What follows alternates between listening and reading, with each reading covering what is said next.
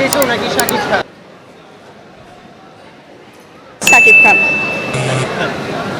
Movie, আমি মুভির wise, আমি যেহেতু সিনোপ্লেক্সে দাঁড়ানো, আমি তো ওয়েব সিরিজ দেখতেছি না। মুভি ওয়াইজ শাকিব খান, আর যদি অন্য ওটিটি প্ল্যাটফর্ম হয় তাইলে আফরান নিশো।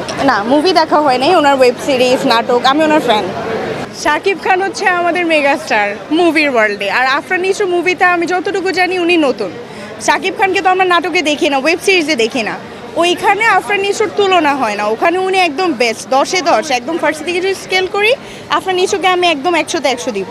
মুভি তো আমার দেখা হয়নি, আমি বলতে পারতেছি না, বাট ফিডব্যাক ওয়াইজ ওনারও এটা খুব ভালো হয়েছে। আমি কম্পেয়ার করবো না, দুইজন দুই প্ল্যাটফর্মে দুইজনই বেস্ট, দুইজনের জায়গায় দুইজন ভালো, কারোর সাথে কারোর তুলনা হয় না। আমি নিজেই দুইজনের ভক্ত, আমি সিয়ামেরও ভক্ত, মানে আমি মুভি দেখি, আমি মুভির ভক্ত।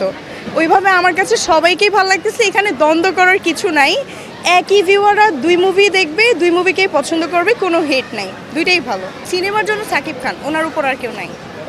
না না না।